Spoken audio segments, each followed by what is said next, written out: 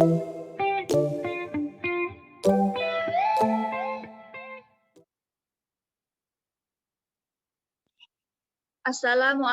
warahmatullahi wabarakatuh. Alhamdulillah, alhamdulillahilladzi hadana lihadza wa ma kunna linahtadiya laula an hadanallah. Asyhadu an la ilaha illallah wa asyhadu anna Muhammadan abduhu wa rasuluh la nabiyya ba'da amma ba'du. Pertama dan terutama sekali, marilah kita panjatkan puji dan syukur kita atas kehadirat Allah Subhanahu wa taala yang telah melimpahkan rahmat dan nikmat-Nya kepada kita bersama sehingga kita bisa berkumpul di Zoom pada hari ini. Salawat beserta salam tidak lupa pula kita hadiahkan kepada Nabi kita, yakni Nabi Muhammad SAW, dengan mengucapkan Allahumma sholli ala Sayyidina Muhammad wa ala ali Sayyidina Muhammad. Baiklah, yang saya hormati Ibu Muhyatul Fadilah, SSI MPD, selaku sebagai dosen pengampu pada mata kuliah Statistika untuk Pendidikan, dan teman-teman yang seperjuangan dengan saya. Kami dari kelompok 1 akan mempresentasikan tentang uji normalitas dan uji homogenitas, di mana saya Lelatur Rahmi sebagai moderator dan rekan saya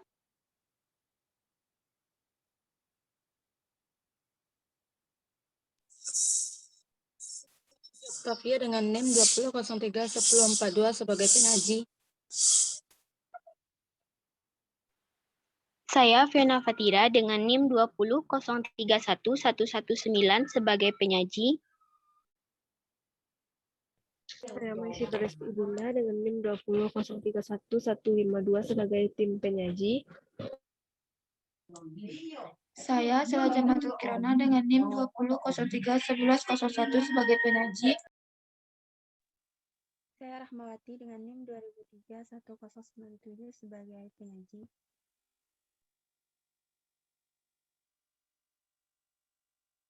Baiklah, untuk materi pertama saya akan membacakannya sendiri.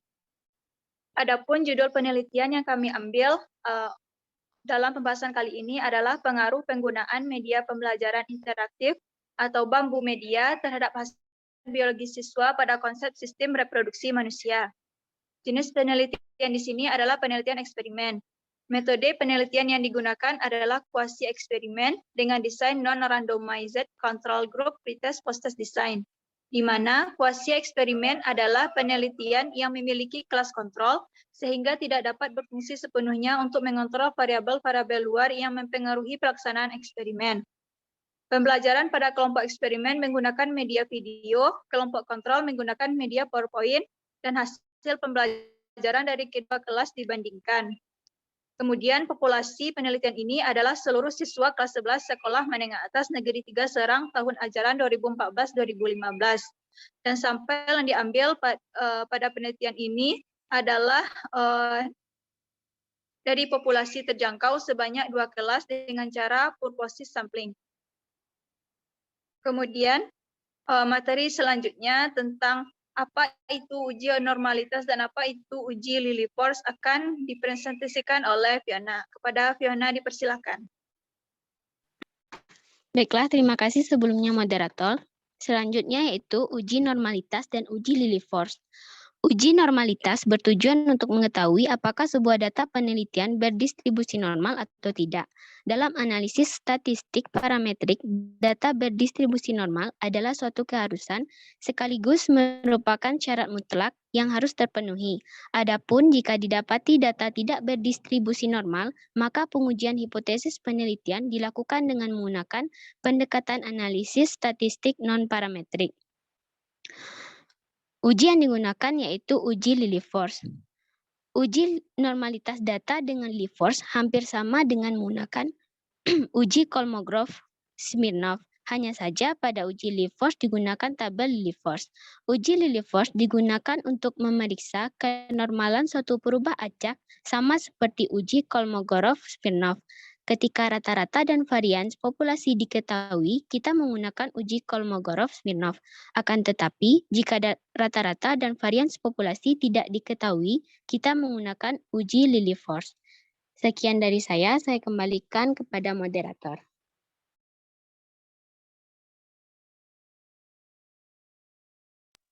Terima kasih kepada Saudari Fiona. Selanjutnya materi ketiga yaitu tentang pretest eksperimen dan pretest kontrol SPSS atau uji normalitas akan dipresentasikan oleh Vivi. Kepada Vivi dipersilahkan.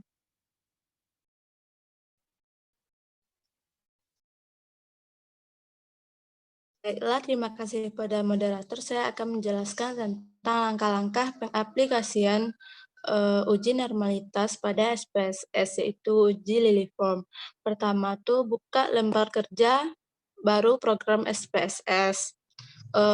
Kemudian klik data view dan masukkan data pretest eksperimen dan data pretest kontrol.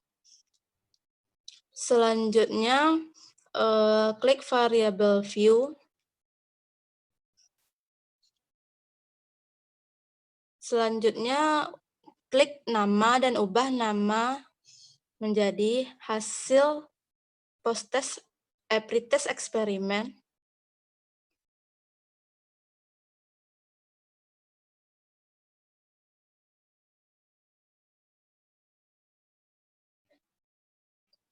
Dan pretest kontrol.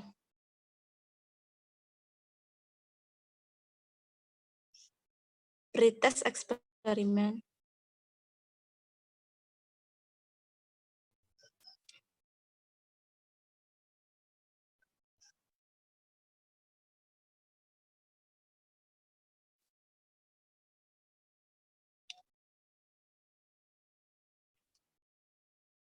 Kemudian dari menu utama SPSS, pilih menu Analysis, kemudian pilih submenu Descriptive Statistic.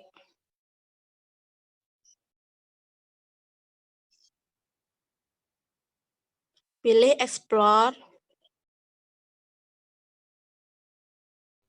maka akan muncul data dialog Explore. Masukkan variabel pretest eksperimen dan pretest kontrol ke dalam kotak dependent list. Kemudian selanjutnya klik plots dan muncul kotak dialog. Selanjutnya berikan tanda centang pada normality plot with test dan lalu klik continue, lalu klik OK. Maka akan muncul kotak output SPSS.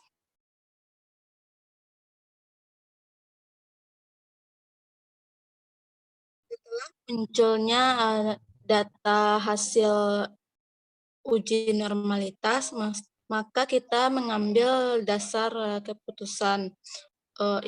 Dasar pengambilan keputusan dalam uji normalitas yaitu pertama, jika signifikansi atau nilai probabilitas kecil dari 0,05 maka data berdistribusi tidak normal. Sedangkan jika signifikansi atau nilai probabilitas besar dari 0,05 maka data berdistribusi normal.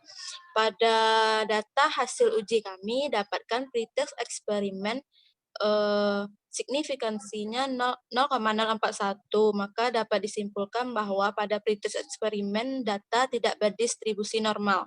Sedangkan pada pretest kontrol didapat 0,066. Dapat disimpulkan jika pretest kontrol berdistribusi normal. Sekian. Baiklah, terima kasih kepada Saudari Vivi atas penyampaian materinya. Selanjutnya adalah materi keempat, di mana post-test eksperimen dan post-test kontrol atau uji normalitas yang akan dipresentasikan oleh Rahmawati. Kepada Rahmawati dipersilahkan.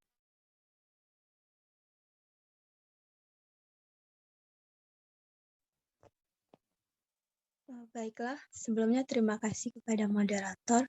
Saya akan menjelaskan mengenai nilai dari post-test eksperimen dan post-test kontrol. Seperti pada langkah-langkah sebelumnya, kita memasukkan data post-test eksperimen ke dalam aplikasi SPSS dan kemudian kita memasukkan data nilai dari post-test kontrol ke dalam SPSS. Selanjutnya kita mengklik variabel view. Kemudian kita klik name dan tukar namanya menjadi post-test eksperimen.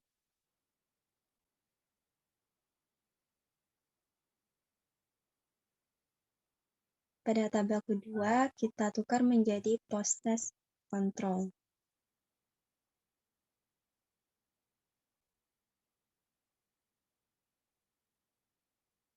Selanjutnya kita klik data view kembali. Kemudian kita klik analis pada pack analis. Kemudian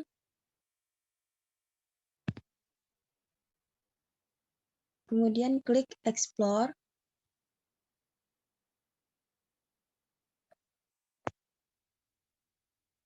Kemudian akan muncul data dari explore.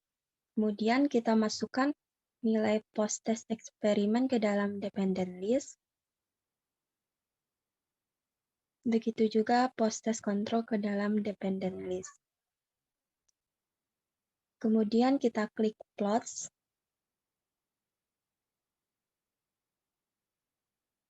Kemudian kita beri centang pada normality plots with test.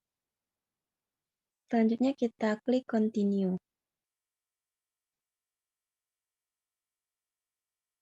Dan klik OK.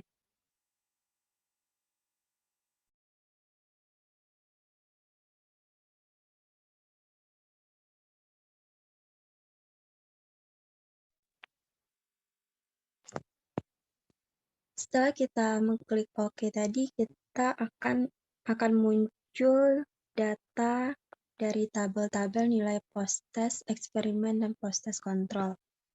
Nah, yang perlu kita lihat adalah tabel yang paling bawah, yaitu test of normality dengan ketentuan taraf signifikannya 0,05.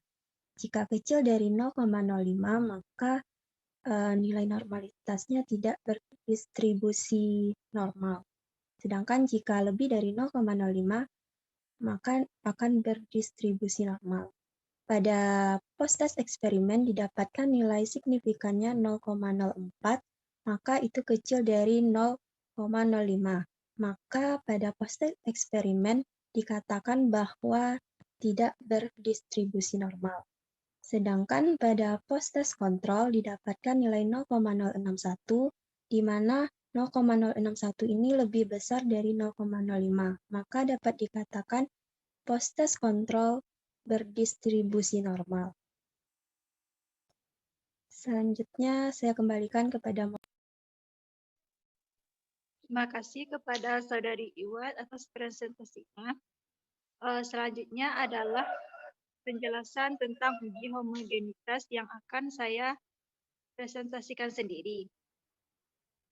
Uji homogenitas dilakukan untuk mengetahui perbedaan antara dua keadaan atau populasi. Uji homogenitas yang digunakan adalah uji Fisher. Pada taraf signifikan 0,05 dengan rumus F-nya sama dengan varian terbesar dibagi dengan varian terkecil. Dengan kriteria, jika F hitung kecil dari F tabel, maka data homogen. Jika F hitung besar dari F tabel, maka data tidak homogen. Uji homogenitas dilakukan untuk mengetahui kesamaan antara dua keadaan atau populasi. Dalam penelitian ini, pengujian homogenitas terhadap kedua data menggunakan uji Fisher atau uji F. Kedua kelompok dinyatakan homogen apabila F hitung kecil dari F tabel. Baiklah, untuk penjelasan tentang pretest eksperimen dan pretest kontrol dengan menggunakan SPSS atau uji homogenitas akan dipresentasikan oleh Sela. Pada Sela Sebelumnya, terima kasih moderator. Di sini saya akan menjelaskan mengenai uji homogenitas.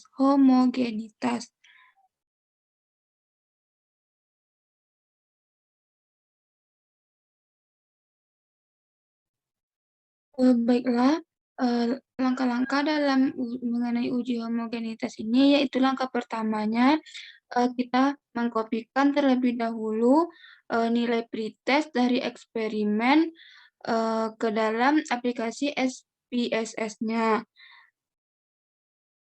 Dan kemudian nilai pretest pada pretest control untuk selanjutnya. Setelah itu, pada baris selanjutnya kita beri kode 1 untuk 32 data awal untuk 32 data awal. Kemudian kode 2 untuk 32 data berikutnya.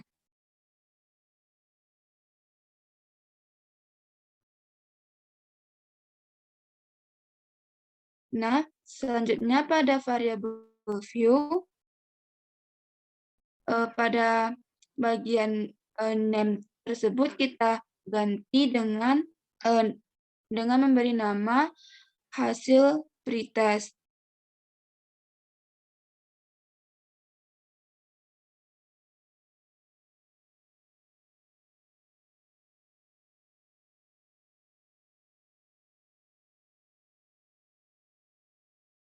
Dan pada kolom kedua kita ganti dengan nama kelas.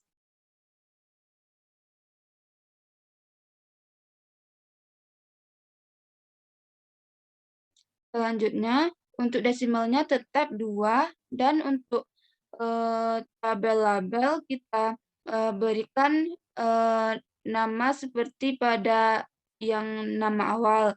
Yang di kolom pertama yaitu hasil underscore pretest.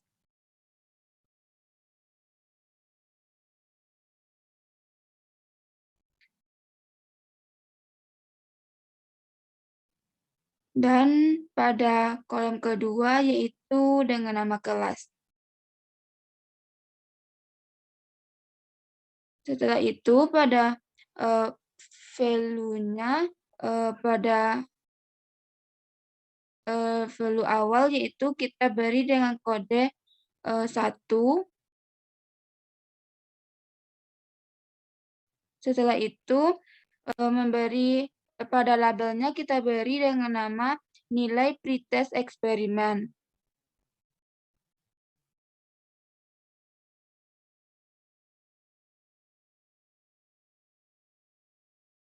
Lalu klik Add.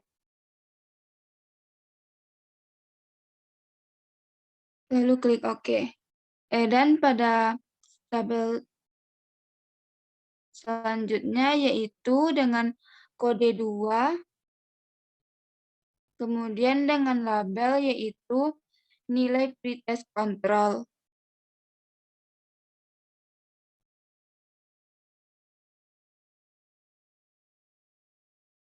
Lalu klik Add. Dan klik OK. Nah, selanjutnya kita kembali ke data view. Pada data view ini kita mengklik analisis,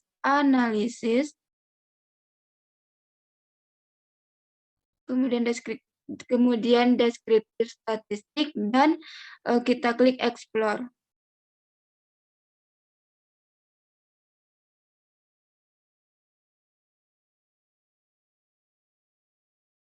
Lalu untuk hasil pretest tersebut kita masukkan ke bagian dependent list. Dan untuk kelas kita masukkan ke factor list. Lalu klik plot. Nah, pada bagian explore plotnya kita pakai factor level together, dan pada deskriptifnya kita mencentang stem. Lalu pada bagian phase levelnya kita mengklik power estimation. Lalu klik continue. Dan klik OK.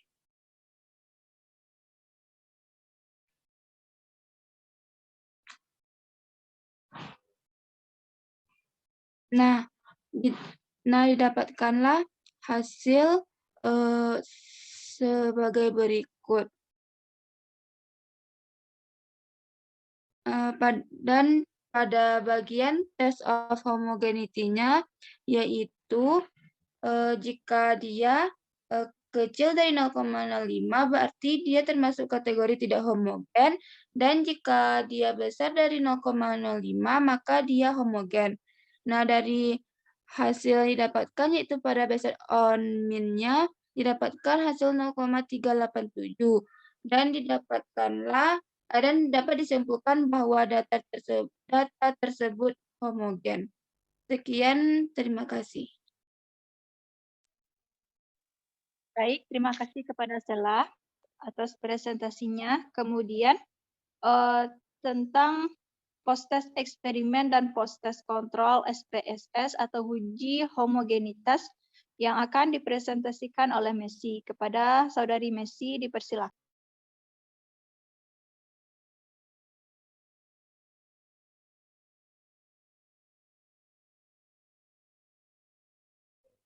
Baiklah, terima kasih kepada moderator untuk tahap post-test eksperimen dan tahap post-test kontrol uji homogenitas sama dengan tahap yang sebelumnya, yaitu kita memasukkan nilai post-test eksperimen pada bagian yang pertama, kemudian di bawahnya dengan nilai post-test kontrol.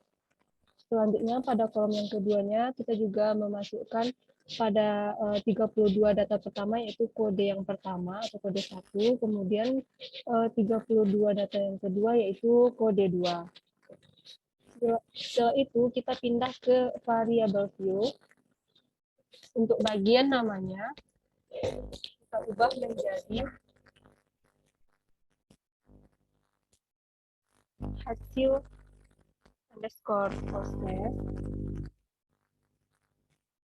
Untuk bagian yang kedua namanya sebagai kelas.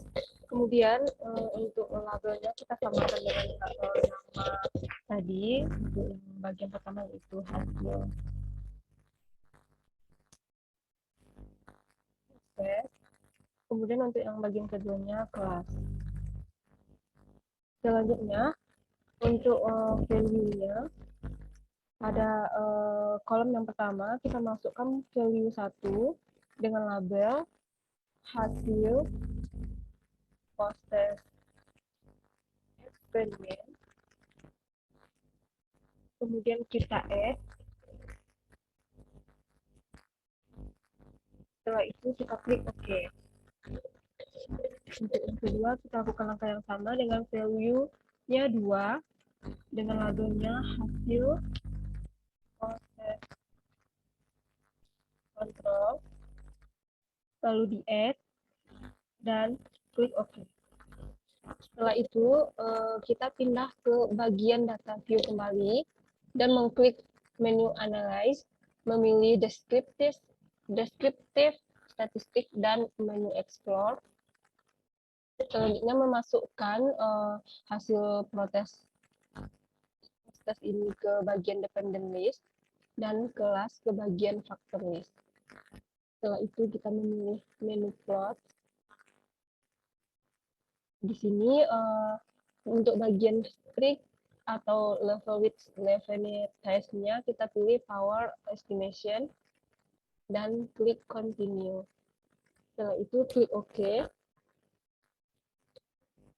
Kemudian didapatkanlah hasil dari post-test tadi, nilai post-test baik eksperimen dan kontrolnya untuk uji homogeneity of variance-nya, yang mana ketentuannya juga sama, yaitu jika besar dari 0,05 maka datanya homogen, dan jika kecil datanya tidak homogen. Di sini dapat kita lihat bahwa hasil post-testnya 0,6, berarti datanya besar dari 0,05 sehingga data dapat dikatakan datanya homogen. Sekian, saya kembalikan kepada moderator. Baiklah, terima kasih kepada Saudari Messi. Dari presentasi kelompok kami, dapat disimpulkan bahwa jika datanya tunggal dan homogen, maka bisa lanjut dengan uji T, sedangkan jika data tidak normal atau heterogen, maka kita menggunakan uji non-parametrik. Sekianlah presentasi dari kelompok kami. Mohon maaf atas segala kesalahan dan kekurangan. Kami sudahi dengan wassalamualaikum warahmatullahi wabarakatuh.